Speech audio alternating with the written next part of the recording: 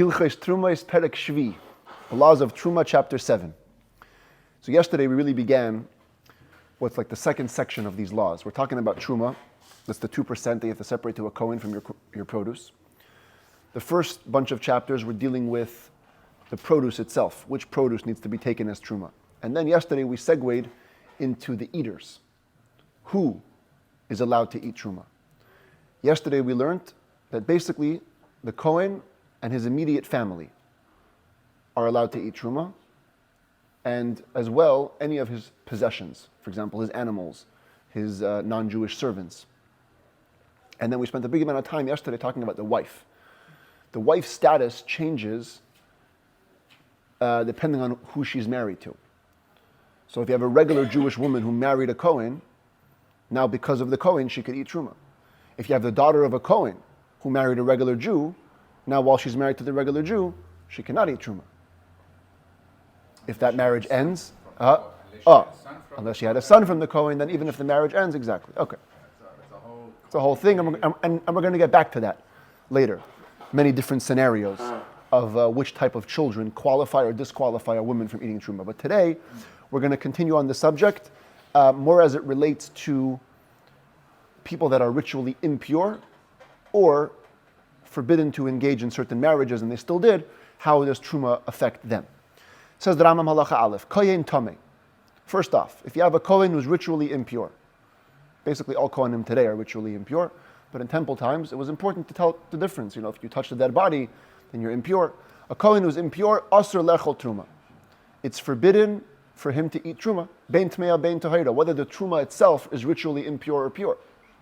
Doesn't make a difference. Shenemar, it says in the verse, it talks about Truma, in the red letters over here, ish mizera Aaron, any man from the children of Aaron, v'hu tzarua oizav, if he is a leper, he has tsaras, the skin lesions, or he's a zav. Zav literally means dripping, but it's like a type of emission that comes from the reproductive organ that's not in a natural way. But kadashim lo yoichal, he may no longer eat holy foods. Now, kadashim usually means sacrificial meat.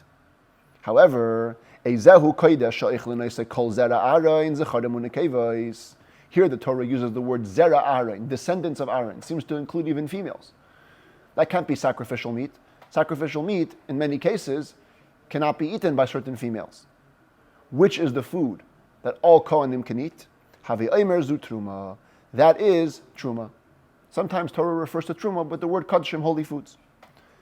Ella, except with one difference. Typically, a Kohen who is impure cannot eat any truma, but the consequences will be different depending on the status of the truma itself. Ella shekol tameh ha'oichel truma tahira. If the impure person eats the truma while the truma is ritually pure, chayav misa b'dei shamayim. He's liable to death at the hands of heaven, a spiritual death, ulefichach loika, and therefore you get lashes as well.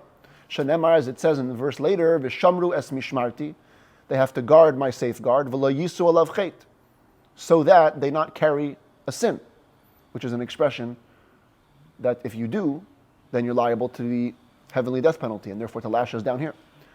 However, if it was an impure Kohen who ate impure Truma, even though he's subject to a negative commandment, he doesn't get lashes, because the truth is, when Truma becomes impure, it loses a certain part of its holy status.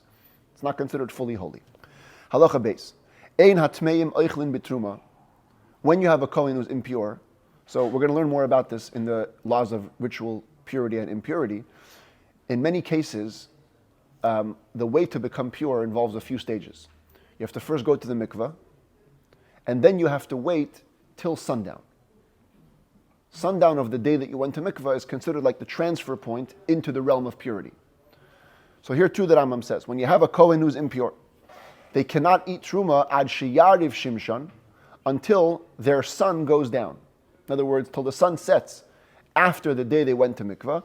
Plus, not just sunset, v'yetzu shloisha kochavim achar shkiyas hachama, and 3 stars come out after sunset. This is where we have the famous concept of tzet kochavim. Stars go out. Can you see the 3 stars here? The 3 stars come out. That's called halachic nightfall.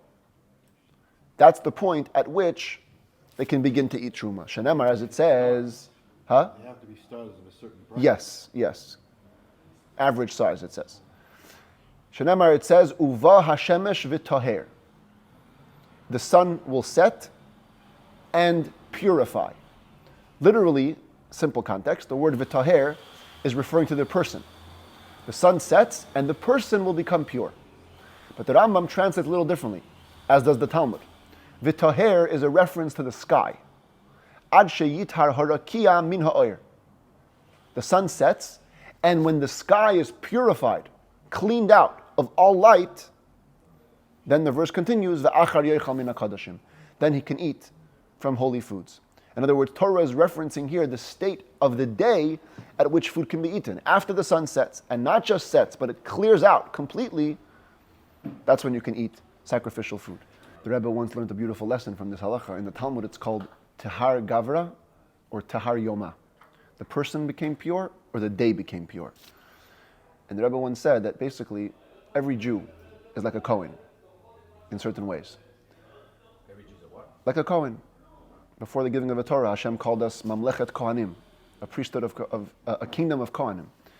And each of us eats truma in a certain way. How do we eat truma? If you take the Hebrew word truma and you mix it around the letters, it comes out to Torah Mem.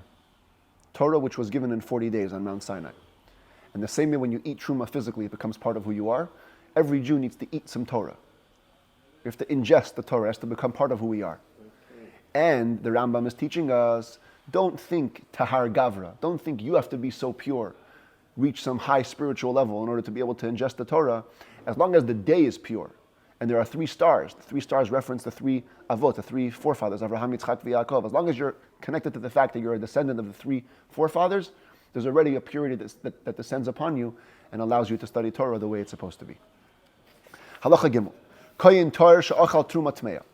A pure Kohen who ate ritually impure truma. Ein eloika. He doesn't get lashes for that. Because the only way we know that that's forbidden is through a positive commandment. Shenemar, if you look in the verse, what does it say? The achar yochal min hakadoshim. This verse over here, yeah? After the sun sets, then he can eat sacrificial or holy foods, the truma foods. Midavar shehu bikdushasa hu sheyochal kishayitar. Foods that are inherently holy, that's what he could eat after sunset. Aval davar tamei lo yochal afal pishayitar. But something What makes the food unholy? like truma, if it's impure. No, what does make it impure? Oh, if a rodent touched it, a sheretz, or something like that. So only truma that remains holy, that's what you could eat. Aval davar tamei lo yochal afal pishayitar. But impure foods you should not eat, even if you're pure. That's how we know you shouldn't eat impure truma. And we have a rule, v'lav haba miklal aseh asehu. Whenever we learn a negative commandment from a positive expression, we only consider it on the level of a positive commandment. We don't consider it the level of a negative commandment, therefore you don't get lashes. Halacha dalid, misha haya eichel b'truma. A person was eating truma, a kohen, v'hirgish and he's daz u'evarav l'hoitzi shichva zera.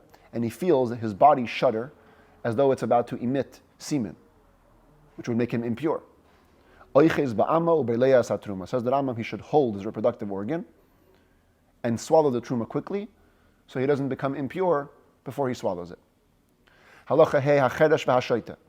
A deaf, mute, and a mentally unstable person, matbilin oisan, if they're Kohanim we're talking about, the court can oversee that they go to the mikveh, umachilin oisan truma achar shehariv shimshon, and after the sun goes down and 3 stars go out, we can feed them truma. Because we watched. We put them in the mikveh, they stayed pure. But we have to make sure they don't fall asleep. After going to the mikvah, the moment you fall asleep, there's a presumption that you may have become impure. Unless they made what's called a copper pouch, where you can detect if there was some seminal emission, Shema Yiru Keri, because we're worried when they fall asleep, they may have an emission, which will make them impure. And because they're mentally unstable, they can't supervise themselves. They're not fit to oversee themselves. So the court put them in the mikveh and keep them awake till that night, then they can eat truma. Halacha vav reichvei gmalim, camel riders. Asurin lechol bitruma ad sheyidbalu v'yariv shimshon. The moment they get off their camel, they're considered to be somewhat impure. And they're forbidden to eat truma till they go to the mikveh and have the sun go down. Shehin bechezkas tuma mipnei achimum. They are presumed to be impure because of the warmth. Warmth means like stimulation of the camel riding. moitzi tipa shel shichva zera. It's very probable that riding on a camel's back will force an emission of semen out of the body. The commentators discuss why dafka a camel, and that it has to be bareback. If there's a saddle, then there's already much more room to be lenient. Halacha zayin. Hameshameshes mitasa. When a woman engages in marital relations, im lo nishapcha b'shas tashmish, if she did not turn over during the act of intimacy, toiveles va'icheles betruma la'erev. She goes to the mikveh and she can eat truma that evening. V'im nishapcha b'shas tashmish, if she moves her body around, turned over during intimacy, harezu asura lechol betruma kol shleisha yamim. For the next 3 days, she's forbidden to eat truma.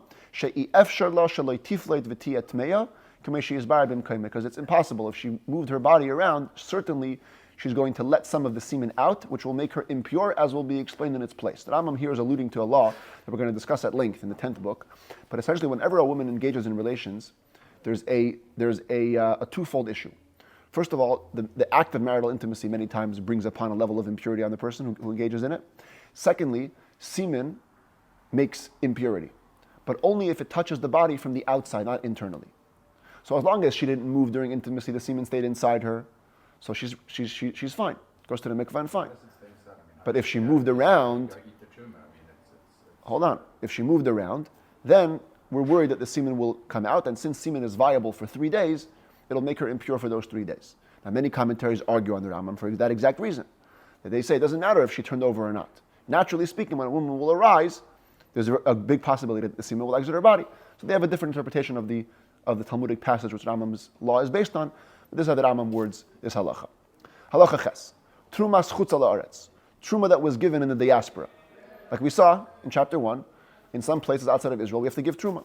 Hoyil v'ikra b'divrei, and since fundamentally the obligation to give truma in the diaspora is rabbinic, eina asura ba'achila ela l'koyen shetuma yoytza alav migufay. It's only forbidden to be eaten by a kohen whose impurity stems from his own body. Sometimes we can contract impurity from the outside. You touch a dead body. That's tuma that comes from the outside. We have also some impurity that comes from the body. Vehein bale kroyin, a person who experienced a seminal emission. Vizavin, another type of seminal emission, unnaturally. Vizavos, a woman who experiences an unusual discharge of blood. Vinidais, a menstruating woman. V'yoldas, and birthing women. All these people have their tuma coming from within. And that's why only they are forbidden to eat truma from the diaspora. The kulan shetavlu, in all these cases that they went to the mikvah, mutarin la'achila afal pishaloi haydishim, and they can eat the truma even if they didn't set their son. In other words, even on the day after going to the mikvah. Avol tmeye maga tumais, but if a person became impure simply from touching an outside source of tuma, bein shanaga b'meis, whether it was a dead body, she'i efshar lanu hayom litar mimenu, which today it's impossible to become pure from a dead body. Bein shanaga b'sheret, whether you touched a rodent, ein tzarich litbay litrumas chutz la'aretz. Doesn't matter. You don't even have to go to the mikveh to eat truma from the diaspora. A kohen who is impure from the outside can eat truma of the diaspora straight away. Halacha tes lefichach, therefore, kohen katan, you have a minor kohen under bar mitzvah. Sha'adayin leira keri. His body is not physically mature enough to have experienced a seminal emission. Uktana sha'adayin leira sadam nida, or a minor girl, kohen, who hasn't yet menstruated.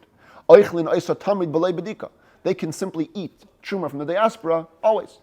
No need to check anything. Because their presumption is that they never became impure on their bodies. The Hamitzaira, a person who has leprosy, the skin lesion of Tzarat, he's considered in the category of a person who has Tuma from within his body, and therefore he cannot eat this Truma of the diaspora. That's only if he was declared impure by a Kohen whose pedigree was established. But when you just spot the spots before the Kohen actually declares you impure, you're pure. This is again alluding to a law we're going to have later in the 10th book of the Rambam, when we discuss the laws of Taras at length. Just seeing the spots on the skin themselves doesn't make you impure. You have to have a Kohen examine the body and say verbally, this spot is impure. So the moment the Kohen says you're impure, that's when you become impure. Before then, you don't. And even then, it has to be what's called a kohen meyuchas. Yesterday we saw the two types of kohanim. There's a kohen of chazaka. You're a kohen of presumption. You don't have a family tree that going all the way back to the times of the Beis Hamikdash. You're just assumed. You know, your father, your grandfather, they all went to the kohen, to the kohen aliyah, to the kohen blessing. but you're not established. Only a kohen miyuchas, a kohen of established pedigree. That means if you challenge him, he'll take out his family tree and he'll trace himself back to a kohen who served on the altar in the temple. If he made you impure, then you're impure. What's makudas? Miyuchas, pedigree, established pedigree. You have good, it's like yichus. You have good genealogy. Halacha yud. Here's another kohen. Gezha, exactly. Halacha yud, another kohen who cannot eat truma. That is kohen orel, a kohen who is uncircumcised. Asur lechol b'truma midin Torah. Is forbidden to eat truma biblically. By the way, even if he's uncircumcised with permission. There are some cases in halacha, if there was two boys born in a family, and they both died because of the bris, the third boy doesn't have to get a bris until later in life. So you could have a kohen who's literally bar mitzvah, doesn't have a bris, with the sanction of the Torah, and yet he cannot eat truma. How do we know this? A very interesting exegesis. We learn it out from the following verses. Look what it says. Sha'arei nemar toishav v'sachir b'truma, v'nemar toishav v'sachir b'pesach. This is called the Gzeira Shava. Gzeira Shava means when two identical words appear in two different places in the Torah, we can transfer the laws of one place to the other. So by Truma, it says these words, Toshav v'sachir, resident worker, hired worker. By the Korban Pesach, it also says Passover sacrifice, Toshav v'sachir. Now, what else does it say by the Passover sacrifice? Ma Toshav v'sachir amr b'Pesach. Just like when it comes to the workers, when it comes to the Passover sacrifice, Orel asur by, an uncircumcised person cannot eat the Korban Pesach, as it says over here, v'chol orel lo yochal boy. If you're uncircumcised, you can't eat. So now we take this law and we transfer it to Truma. Af Toshav v'sachir ha'amr b'Truma, orel asur by. So too, when it says Toshav v'sachir over here, by Truma we can interpret that also uncircumcised people are included and they cannot eat the Truma. V'im achal leikim in atayra. So much so, if you ate Truma in a state of uncircumcision, you get lashes, biblically. Mashuch literally means a pulled foreskin. In the times of the Romans and the Hellenists, Jews didn't want to be identified by their bodily parts as Jews.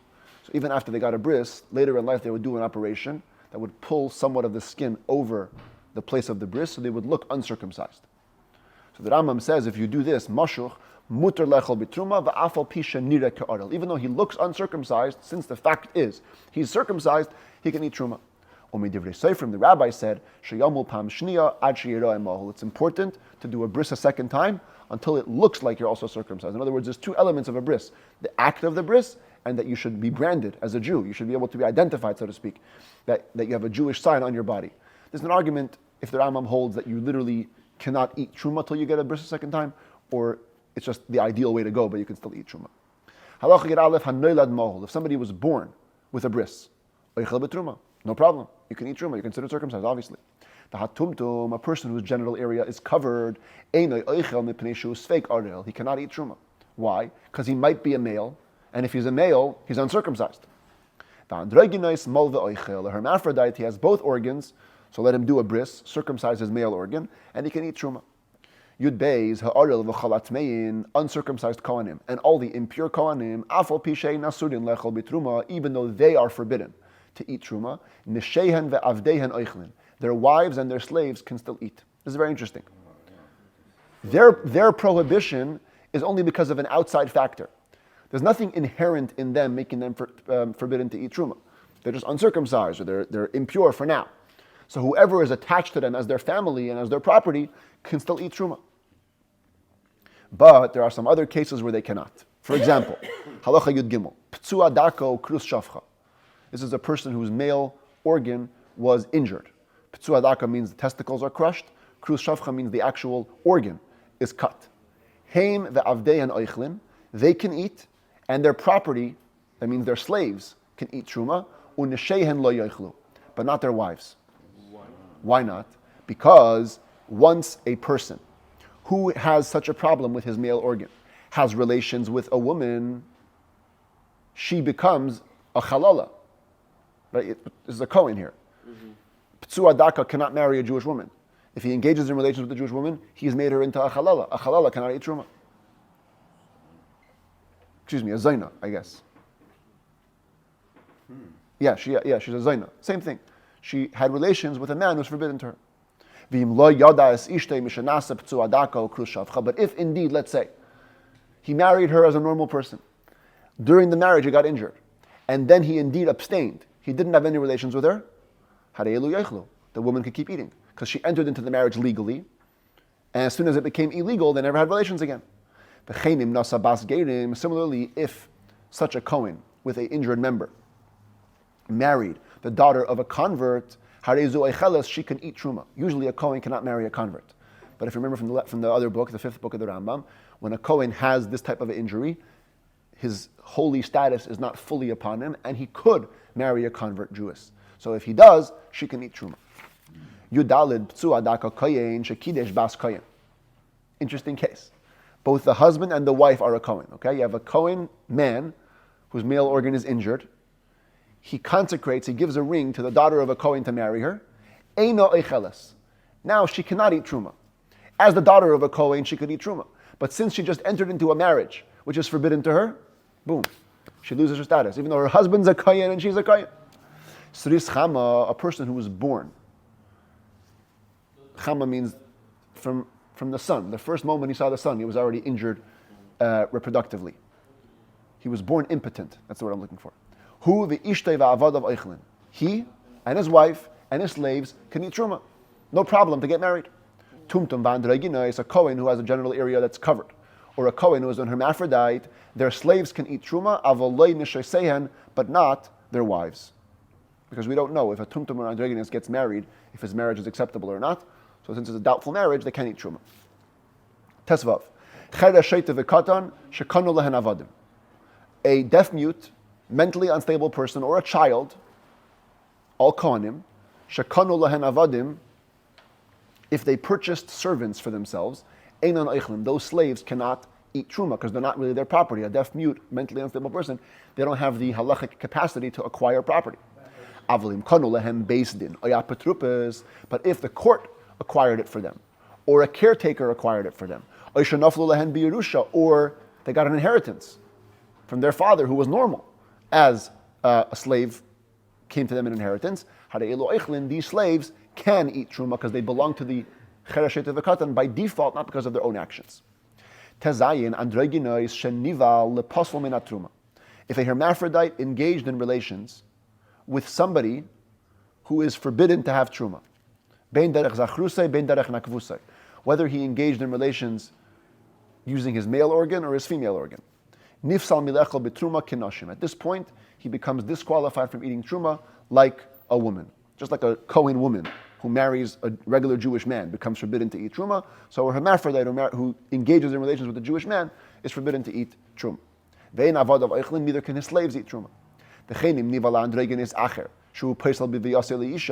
Similarly, if a hermaphrodite engaged in relations with another hermaphrodite, in which case he would disqualify a woman had he married her from being able to eat truma, nifsal, they both become disqualified. He cannot eat truma nor feed his slaves truma. That's provided that he engaged in relations using his female organ. But if it was a male organ, in other words, both hermaphrodites were involved in a male way, a male cannot disqualify another male from being considered a Kohen and eating truma. Halacha Yud Zayin. Eved shel shnei shutvin. You have a slave who's jointly owned by two partners. Shahaya echad mihen kohen einay machil. One of them was a Kohen who does not allow the slave to eat truma. I think in this Rambam he understands the case to be where one is a Kohen and one is a regular Jew. The fact that there's a Kohen, comma, einay machil, doesn't allow him to eat truma. But I think the real pshat is, no, they're both Kohanim. Both partners are Kohanim. One of the Kohanim is such a Kohen that he's not machil. He's a type of Kohen who can't allow his slaves to eat truma. Like we just had in the list, a bunch of people who their slaves cannot eat truma. So then, right. So then the Rambam is saying, this slave, because one of his masters cannot feed him truma, he can't eat truma. On the other hand, any Kohen who does allow his slaves to eat truma also allows them to eat any other sacrificial meats, let's say the breast and the thigh, which every Kohen is entitled to from certain sacrifices, they can eat that too. Halacha Yud Ches. Okay, for this we return to a concept we had many times in the laws of marriage. the nichse meloig and nichse tzoyin barzel. Remember this, usufruct property or guaranteed property. When a woman brings property into a marriage, there are two ways to go about it. Either you evaluate the value at the time of the marriage, and then the property becomes the husband's property. In case of divorce, the husband needs to provide the woman with whatever value it was when it came into the marriage. But any profits or losses accrue to the husband. Nichse meloig, usufruct, means that she brings it into the marriage. The husband can eat the fruits, like a person who's bald, you pluck the hairs, but in the end of the day, it remains the woman's property. So the question is now, how does this relate to Truma? Bas Yisrael, Shanisis L'Kohen. You have a regular Jewish woman, married a Kohen, B'yichnisa loi, bein avdei meloig, bein avdei tzoyin barzel. She brought in slaves to the marriage. Whether she designated them as usufruct, or she designated them as tzoyin barzel, guaranteed property, hare elu yechlu. In either case, the slaves can eat Truma on account of their owner, the husband, being a Kohen.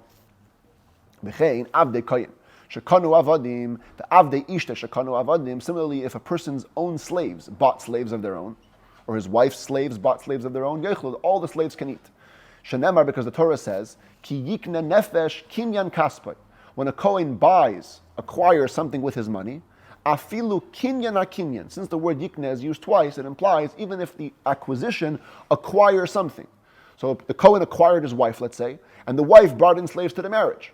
So it's an acquisition of an acquisition. They can still eat Truma. The kinyan ha'oichel machil acherim. The kinyan she'ena oichel ene machil. Any acquisition of yours which can eat Truma, if they buy things, those people can also eat Truma. Any acquisition which cannot eat Truma, if they buy slaves, slaves cannot eat Truma. Halacha yotes bas kohen shenisis liyisrael. Opposite. Kohen's daughter married a regular Jew. V'yichnisa loi ben avdei maloi ben avdei tzayin barzel. And she brings to the marriage, whether they're usufruct or guaranteed property. Now, in the flip side, they both cannot eat Truma. Halacha chaf, what if there's a forbidden marriage? Almana lekohen gadol. A widow marries a high priest. Grusha v'chalutza lekohen hedyot. Or a woman who's divorced or went through chalitza. That means her brother died, and the other brother didn't want to marry her, gave her the shoe, the process of the shoe. They cannot marry a regular Kohen, and they did. Bein kohenes, bein yisraelis, whether the woman is a Kohen or not a Kohen. Or any other marriage forbidden by a negative commandment. And she brought in two types of slaves. Slaves of usufruct, slaves of guaranteed property. Here the Rambam goes down the middle. The usufruct slaves, the ones that belong to the woman, cannot eat Truma, even though the husband is obligated to pay for their sustenance. The guaranteed property slaves, they could eat Truma, they belong to the husband. But the marriage isn't considered a kosher marriage. And therefore, the wife's acquisitions cannot eat Truma. Nasa shnia, if a Kohen marries a shnia means second degree, a woman who's forbidden only by rabbinic decree, she can eat, but her slaves, even the ones that belong to her, cannot eat. It's an interesting type of differentiation. Basically, the bottom line is the marriage is not sanctioned by rabbinic law. So when we give the ring, we say, Hare'at Mikodeshas Li, right? Kedas Moshe v'Yisrael, like the religion of Moses. In other words, you're accepting a marriage in the context of the rabbinic law. So if the rabbis frown upon this marriage, you don't have any of the obligations that come along with the marriage. For example, you don't have to feed her. So therefore, her servants don't get the right to eat Truma on account of her. Halacha Chaf Aleph. Kohenes Almana. A daughter of a Kohen, she's a widow. Shenis Arsa leKohen Gadol. She only got betrothed. They didn't get married, just got a ring from the Kohen Gadol, from the high priest. A Grusha leKohen Hedyot, or a divorcee who's a Kohen, got a ring from a regular Kohen. Even though they are the daughters of a Kohen, but since they're waiting, they're about to enter into a marriage, which is forbidden by the Torah, already at this point, they cannot eat Truma anymore. Or if they went into the chuppah with no previous betrothal. No eating Truma anymore. Just going under the canopy with the forbidden Kohen is disqualifying from eating Truma. If that marriage dissolved, they became a widow or divorced. Min ha'edosin, if it was only from a state of betrothal, in other words, they got a ring, then they got divorced. They go back to being kosher, they can eat Truma. Min hanisui, once they consummated the marriage, lo yoichlu shakvar nischalu, they cannot eat Truma anymore. They already became a chalal. They became disqualified. Chav beis kohenes shemeis baila kohen. Okay, let's remember these cases. We don't really like these. They're not so easy to follow. But the case of Yibum. Okay? We have a kohenes. This is a woman who is a Kohen. Shemeis baila Kohen. Her husband was also a Kohen. He dies. V'nafla lifnei yevamim. She falls before the brothers. These are the brothers of the original Kohen. Sheyesh bahen chalal. One of the brothers is actually a disqualified Kohen. That means the father of all these brothers had two wives. One wife he was allowed to marry. He had a bunch of what's called kosher children. The other wife he wasn't allowed to marry, so the kid is a chalal. Here's a kohenet. She's waiting for these three brothers to decide. Loi toichal mipnei zikas chalal. At this point already, she can no longer eat truma because she's bound to a disqualified kohen who also cannot eat truma. Even if one of the kosher ones, the line is drawn in the wrong place, even if one of the kosher brothers gave her a ring, what's called maimer for the yavama, doesn't matter. The maimer, the initial kiddushin stage of yibum, doesn't acquire the woman fully. So in a way, she's still bound to the disqualifying kohen, in which case she cannot eat truma. Chav Gimel Kohen shenasan get liyivimtei hakohenes. Also refers to a law from the laws of Yibum, if we remember from all the way back then. When you're in this state, the brother died and the brothers are waiting to make the decision, one of two things has to happen biblically. Either marry her, or do chalitza, do the whole shu process. What if a Kohen gives a divorce? He tries to dissolve this bond with a divorce. The halacha is rabbinically, she becomes forbidden to marry him ever again, but they're still bound till they do chalitza. In this stage, she can eat truma, this woman here. Because all she's bound now is by a prohibited relationship that's only prohibited rabbinically. A divorce doesn't really disqualify a woman who's waiting for yibum, only rabbinically. And therefore, they still allowed her to eat truma. If you have a kohenet who did chalitza, or she's a second degree rabbinic prohibition, and she became engaged by having a ring gotten from a kohen, she can eat truma, because the whole prohibition is rabbinic. Kohen hedyot shenasa ailenis, a regular kohen marries a woman who is incapable of bearing children. Doesn't matter, she can still eat truma, because there's no prohibition inherently to be intimate with a woman who is not able to have children. Later on, if he wants, he could divorce her, fine, but right now they're married. And as a regular married woman, she can eat truma.